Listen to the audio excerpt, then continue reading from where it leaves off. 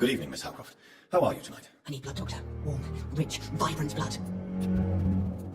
Do you require my services, Miss Howcroft? My condition cannot be understood by you, mortal. This curse is beyond your science. Well, until the day science finally admits failure, please accept this little contribution. Thank you, Doctor. Your efforts are admirable, though laughable. I'll leave you, Mistress of the Dark, to your nocturnal activities. Good evening, Nurse Hawkins. Good evening, Dr. Reed. Do you need medical help yourself, Nurse? I'm afraid I've contracted some illness, Dr. Reed. Not under my watch, Nurse. Take this. You'll feel better. Thank you, Dr. Reed. Goodbye, Nurse Hawkins.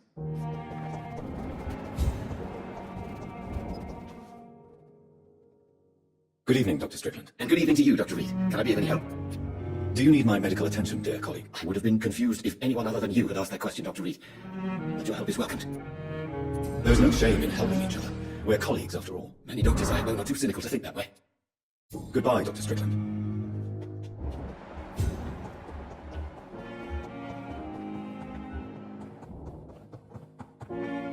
Good evening, sir. I'm Dr. Reed. May I help you? I don't know if a third opinion is needed. Your colleagues are already arguing about my condition. I see. Would you mind telling me more about your situation? I'm Harvey Fiddick. All I want is to get me bloody arm fixed properly. Tell me about your injury, Harvey. Why do you feel so guilty about it? My wife died because of me. And now I may lose everything because I've been careless enough to hurt myself. What an arsehole. How could your job be responsible for your wife's death? I was working a double. She went out to bring me a hot meal and got caught in a German bomb raid. You can't hold yourself responsible for your injury, Mr. Fiddick, unless you tried to hurt yourself. Of course I didn't hurt myself. But I can't work until my arm is fixed. My children need to eat, Doctor. Tell me more about the death of your wife, Harvey. 1915. I was in the army, building workshops for the Royal Flying Corps. Helen was happy I wasn't sent to the front. What happened? The Germans sent Zeppelins to bomb the construction site, but they missed their target. My wife was bringing my dinner when the bombs fell. I'm sorry for your loss. So many died during the bombings. I served in France and witnessed the carnage there. I would like to say that she didn't suffer. Truth is, I have no idea. I just know that I'm all that my kids have. Poor little bleeders. How are your children after losing their mother? They were smaller then. The only good thing about this is my Helen didn't bring them with her that night. Tell me about the doctors who are arguing about your case. Strickland and Ackroyd. They both want the best for me, but there's a lot of pride there. Doctors are no different from carpenters, it seems. What do you mean? I often had professional arguments with rivals on a building site. Difference is I disagreed about wooden nails, not flesh and bones. Are you satisfied with your treatment here? Well, it's clear that I've chosen a bad time to be injured. Forgive my bluntness, but you seem overwhelmed by cases of the flu. I won't lie to you about it. I'm afraid we are. Are you sure you don't want to operate yourself, Dr. Reed? I have the feeling you're very capable, and your colleagues seem to think so too. In other circumstances, you would be right. But for now, I don't think I can take on the responsibility. My apologies. Tell me about yourself, Mr. Fiddick. I'm just a regular guy waiting to get his arm fixed, so I can return to work and to my family. I was more curious about what you were doing before being hospitalized. I'm a carpenter, and a good one too. But that means I need both arms to feed my family, Dr. Reed. Is there anything else that's bothering you? Can I help in any way? Really? Why has no one else asked me that since I got here? I thought I was in a hospital.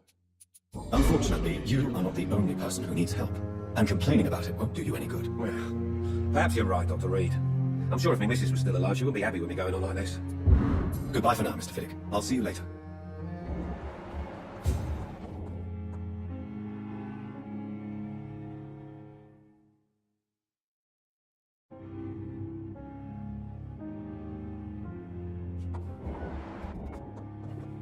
Good evening, Doctor. How is my son doing? Do you require medical attention as well, Mrs. Goswick? Do you know you're the only one who's asked me this? No, I don't feel well, actually. Despite what you think about this place, I can tell you with absolute certainty, taking this will help you recover. Well, at least your reputation seems well deserved. Unfortunately, I can't say the same for this hospital. Goodbye, Mrs. Goswick. Good evening, Mr. Goswick. How are you? I'm okay.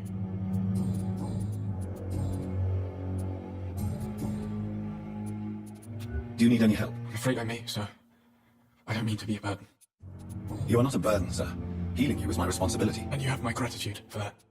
I have to go now, sir. But don't hesitate to contact me if you need any help.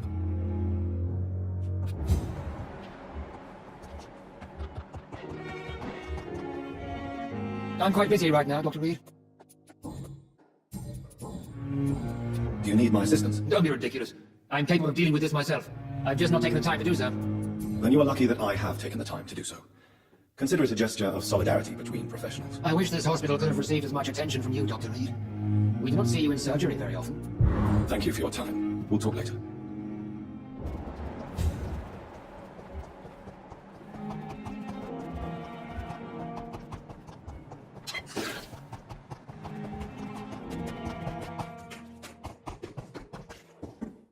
Good evening, Dr. Reed. Such a pleasure to see you again. Do you need medical attention? Well, the proximity of the dead is not the most healthy company, even if the quiet can be appreciated. Don't take too many risks with your health, Mr. Giordano. None of us are immune to this disease. And that is a good thing. Death and disease is a constant reminder of our mortality. But you have my thanks, Dr. Reed. Goodbye, Mr. Giordano.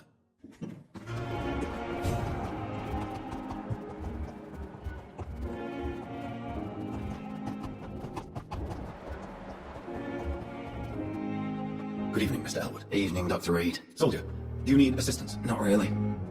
I think I caught something in this bloody hospital. I swear I'm dead, yet smiling inside, Dr. Reed. I will see you later. Goodbye for now, Mr. Elwood.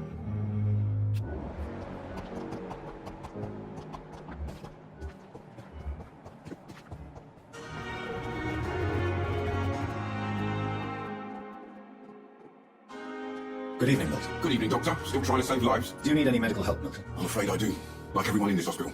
It's a sad state of affairs when even the hospital workers are worried about disease. Our job... That's easy for you to say, Doctor. I get the feeling you don't fall sick often. So thanks anyway. Goodbye, Milton.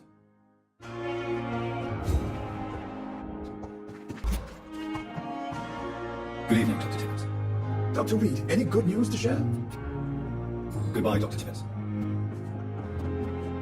Good evening, Dr. Tibbets. Dr. Reed. Goodbye, Doctor.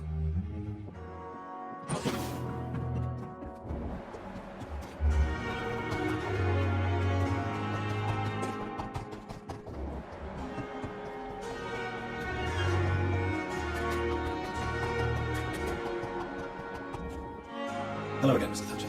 Do you feel any better now? Yes, this neighbourhood may stink of dog shit and reek of piss, but to me it smells like the purest mountain air. Do you need medical attention? Don't get me wrong, sir. I'm grateful for what you've done, but I've never felt comfortable with doctors. I'm certain you have your reasons, but let me assure you, I'm not like other doctors you may have consulted with. It is true. You risked your life to save me, after all. It would be impolite to refuse your counsel. Are you concerned about the conditions here in London? Not really.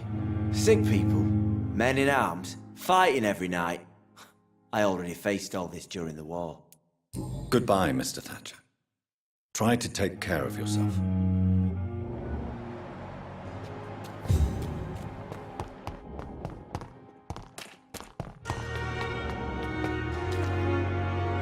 Hello again, Mr. Blight.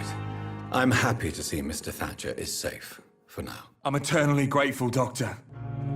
We were total strangers and you helped us anyway. Can't thank you enough, sir. Do you need medical attention, sir? Afraid so. In the war, I was always worried about picking up something, getting some infection. Unfortunately, I've got that fear in London now. Throughout history, some diseases have done more damage to armies than any weapon created by man. You are wise to be careful. You're working at the Pembroke Hospital, aren't you? That's a good enough reason for me and Oswald to go there. Goodbye, Mr. Blight. Take care of yourself.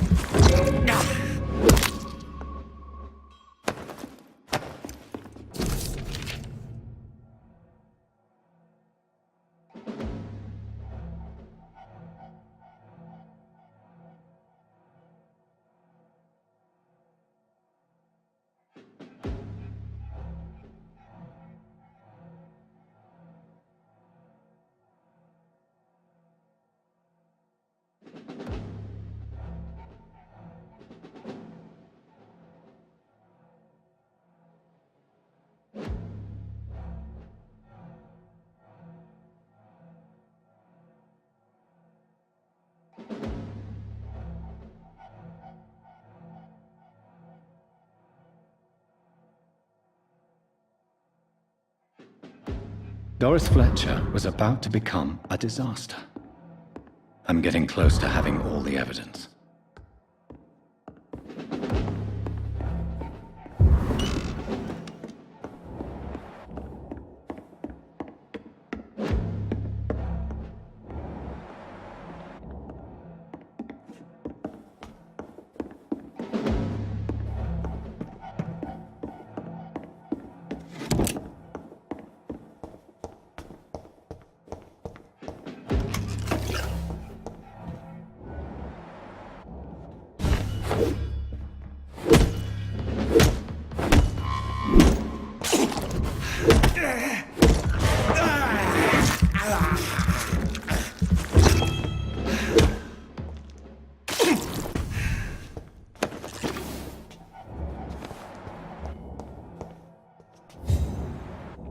It's locked.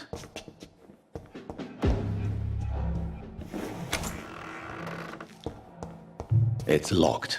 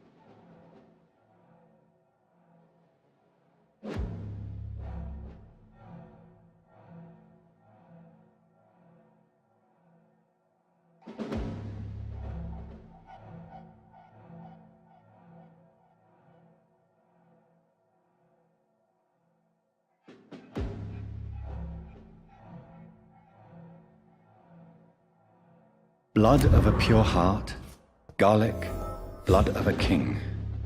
I don't understand. Perhaps this is what...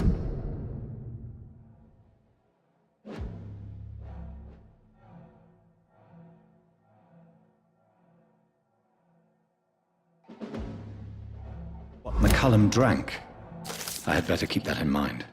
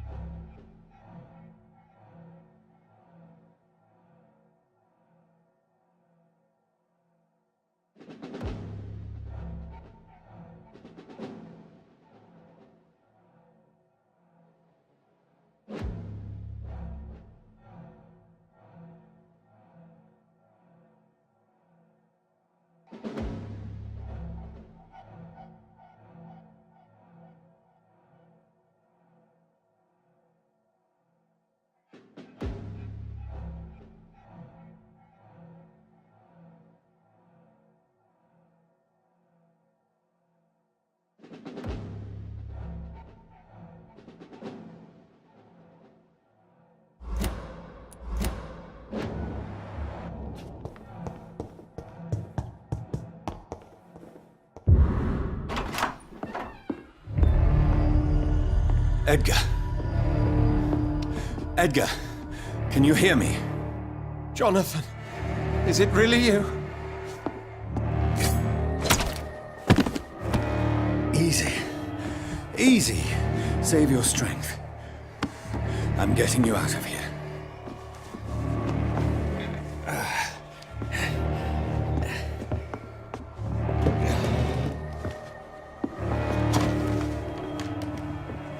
Don't try to spare me. As a physician, I know all too well when it's too late. Punctured lung, broken ribs, and internal bleeding. An accurate diagnosis, wouldn't you say? Edgar, What happened? They wanted me to confess. Beat me black and blue. Geoffrey McCullum ambushed me at the Pembroke Hospital. He was convinced you and I were responsible for the Skal epidemic.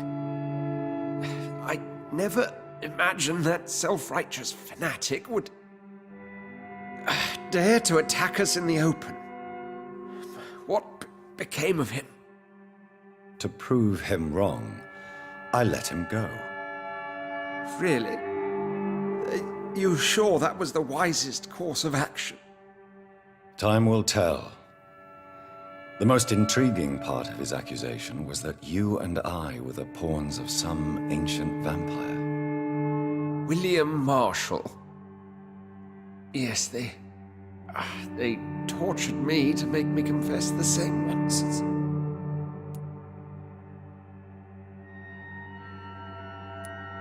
I think you're hiding something, Edgar. What do you mean?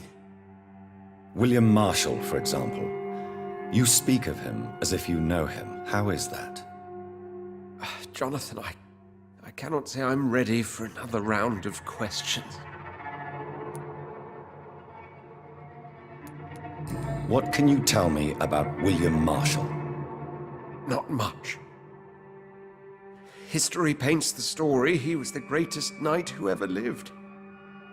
Amongst the immortals, he had a yet greater legend. Why would he deserve such a reputation? I cannot say. The Brotherhood of St. Paul's Stole has next to no intelligence on him.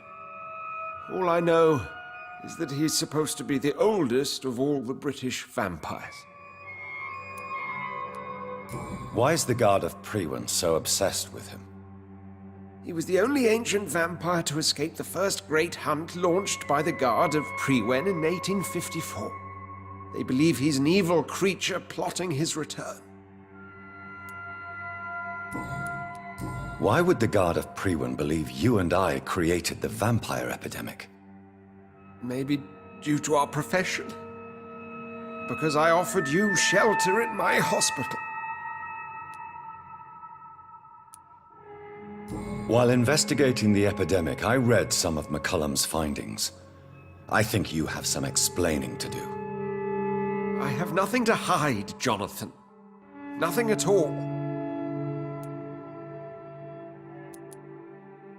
Do you remember when we suspected Sean Hampton of killing Harriet Jones? Yes. The terrible episode that came as a shock to us all. Harriet Jones faked her own death. When I found her in the sewers, she confessed she wanted everybody to pay for what happened to her. That woman was extremely bitter, full of hatred and festering anger. Do you know Doris Fletcher's real name? No, I'm afraid not. Her real name was Doris Jones. She was the daughter of Harriet Jones. What do you want me to say, Jonathan?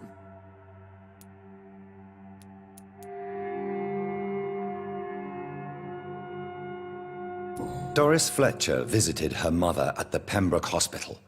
That's how she first got infected. I know nothing about that. Miss Fletcher once came to visit the sick. That is all I know. No, Edgar, there is more. Doris Fletcher was Harriet Jones's daughter. They exhibited the same symptoms: blind hate and strong physical mutation. What does this sad story have to do with us? Come on, Edgar. Don't you see the pattern here? The epidemic, the link between Doris and Harriet, the suspicion of McCullum? How could I? I never saw Harriet Jones again after she fled the hospital. Do you know where we are? Doris Fletcher's theatre. This is where that hateful creature plotted to spread the epidemic across London.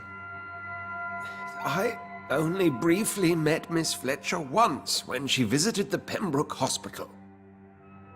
You say it was to see her mother. She seemed like such a sweet and graceful woman. My point exactly. The disease turned her into a bitter soul, driven by vengeance just like her mother. A symptom of all the infected patients. Certain diseases are known to produce similar effects. Rabies, for example. And rabies is not the devil at work. Doris and Harriet shared more than a hidden family bond. They were the embodiment of the epidemic and are linked to the Pembroke Hospital. Come on, Edgar, this is no coincidence. I swear I'm at a complete loss. All I did was administer vampire blood to cure old Harriet. There was no evil plan, no diabolical plot. You did what? I tested the regenerating and healing properties of vampire blood on Harriet Jones. My only intention was to find the cure for influenza, I swear. Whose blood did you use? William Marshall's? Mine? Lady Ashbury's. While transfusing her with human blood, humanely appeasing her hunger, I also kept samples of her blood for my research. You used her blood on Harriet Jones? My God, Edgar, that's unethical. You betrayed 2 of your patients at the same time. Right, I admit it. I boldly ventured into experimental realms, but I've killed no one to appease my thirst for knowledge, Jonathan. I'm no murderer. I never asked to become what I am, Edgar. You chose to conduct your rogue experiments. You have worked beside me. You saw what I'm doing at Pembroke Hospital. Jonathan, you know I'm not an evil soul. Just another victim of this tragedy.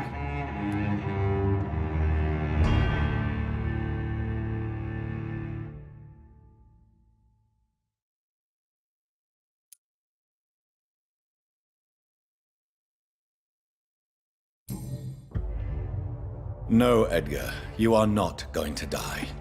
Unless you want to. What do you mean? I can save you, Edgar. I can turn your broken body into one like mine. You truly would? After all I've done, after all that's been said, you would offer me this gift? I have no way of knowing which punishment would be worse, Edgar. But it is not for me to decide. So? Oh, please, Jonathan, please. I beg you. This is what I've always wanted. This is what I've always searched for. Very well, then.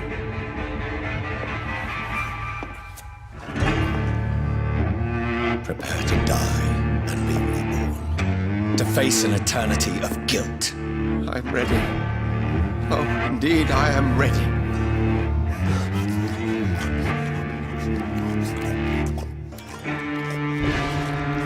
Enough!